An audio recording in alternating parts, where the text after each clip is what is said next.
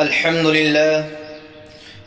لله رب العالمين والصلاة والسلام على سيد الأنبياء والمرسلين وعلى آله وصحبه أجمعين. أما بعد، حضرات، ایمان قبول کرنے والوں پر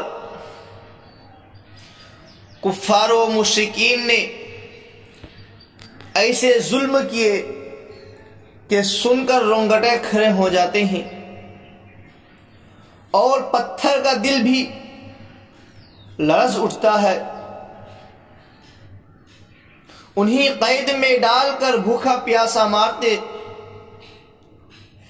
تپتے ہوئے پتھروں اور ریت پر انہیں لٹاتے اور آگ کی طرح تپتی ہوئی اور گرم گرم سلاخوں سے ان کے جسموں پر کچوکے لگاتے اور پھر انہیں پانی میں ڈبو دیتے تھے. میرے محترم بزرگ اور دوستو، ان مسلمانوں میں اکثر لوگ نہایت مضبوط ایمان اور مضبوط دل کے تھے. وہ بڑی سی بڑی مصیبت اور تکلیف سہتے، سخت سے سخت مظالم برداشت کرتے، مگر اپنی بات سے پھرنا گوارہ نہ کرتے. اپنے خدا اور رسول کا جو عشق اور جو محبت ان کے دلوں میں گھر کر چکی تھی، وہ بڑے سے بڑے ظلم کے بعد بھی نہ نکل سکی. نہ وہ مشرکوں کے سامنے جھکے اور نہ انہوں نے اپنے دین کو چھوڑا، بلکہ نہایت مضبوطی سے ایمان اور اسلام پر قائم رہے. میرے محترم بزرگ اور دوستو، حضرت عمار بن یاسر رضی اللہ عنہ، ان کے والد اور حضرت یاسر رضی اللہ عنہ اور ان کے والدہ حضرت سمیہ رضی اللہ عنہ، یہ لوگ شروع ہی میں مسلمان ہو چکے تھے.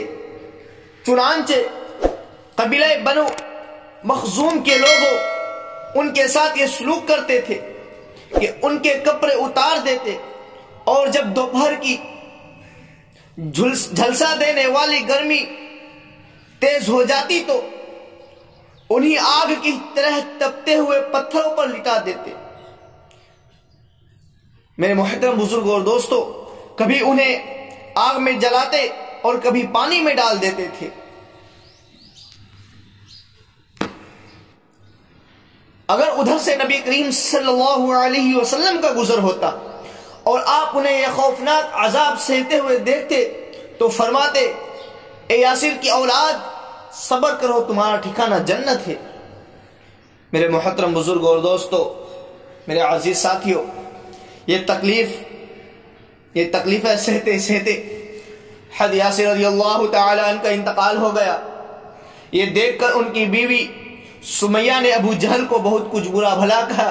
ابو جہل نے اس وقت کوئی ہتھیار لیے ہوئے حضرت سمیہ رضی اللہ تعالی عنہ کے پاس کھڑا تھا. یہ سنا تو تیش میں آ کر ہتھیار سے حضرت سمیہ رضی اللہ عنہ پر بھی وار کیا. وہ اس گھاؤ کو برداشت نہ کر سکی اور اسی وقت جا بحق ہو گئی. اس طرح حضرت سمیہ رضی اللہ عنہ اسلام کے راستے میں شہید ہونے والی پہلی خاتون ہیں. میرے محترم بزرگ اور دوستو، حضرت خباب بن ارد کے مالکن لوہے کی سلاخیں آگ میں گرم کرتی اور پھر ان سے حضرت خباب رضی اللہ عنہ کے جسم پر کچوکے لگاتی. حضرت خباب رضی اللہ عنہ نے اپنی یہ مصیبت نبی کریم صلی اللہ علیہ وسلم سے بیان کی تو آپ نے حق تعالیٰ سے دعا فرمائی، خدایا خباب کی مدد فرما. میرے محترم بزرگ اور دوستو اور عزیز ساتھیوں، اس کے بعد آپ کے دعا فرمانے کے بعد اچانک حضرت خباب رضی اللہ عنہ کی مالکن کے سر میں کوئی تکلیف ہو گئی. حکیموں نے اس کا علاج یہ بتلایا کہ تپتی ہوئی سلاخیں لگوایا کرے. چنانچہ یہ کام حضرت خباب رضی اللہ عنہ کے سپرد کیا. آپ لوہے کی سلاخیں گرم کر کے اس کے سر میں کچوکے لگایا کرتے تھے. حضرت بلال رضی اللہ عنہ کا مالک امیہ بن خلف حجمی ایک مغرور اور سنگ دل رئیس مکہ تھا. اسلام قبول کرنے کے جرم میں وہ حضرت بلال رضی اللہ تعالی عنہ کو بھوکا پیاسا مارتا اور پھر اسی حالت میں انہیں باہر لے جاتا۔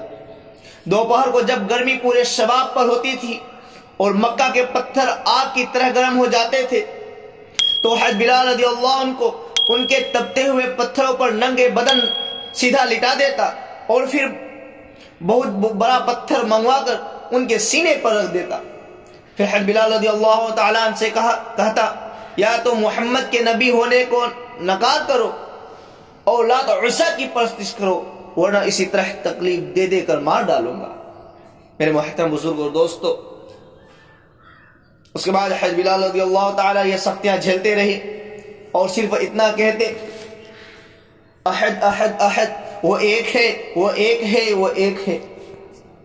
حضرت بلال رضی اللہ تعالیٰ عنہ کو جتنی دیر بھی عذاب دیا جاتا رہتا وہ یہی ایک لفظ دہراتے رہتے، اس لفظ سے ان کو سکون ملتا تھا۔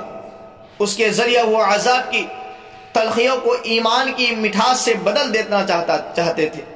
نبی کریم صلی اللہ علیہ وسلم وہاں سے گزرتے اور حضرت بلال رضی اللہ تعالیٰ عنہ کو یہ بھیانک سختیاں جھیلتے دیکھ کر فرماتے ہاں خدا کی قسم بلال وہ ایک ہی ہے، وہ ایک ہی ہے۔ اس کے بعد وہ حضرت بلال رضی اللہ تعالیٰ عنہ کے مالک امیہ بن خلف کے پاس جاتے اور اس سے کہتے خدا کی قسم اگر تم نے بلال کو ایسی حالت میں قتل کر دیا تو میں اس کی قبر کو بہت متبرک زیارت گاہ بناؤں گا۔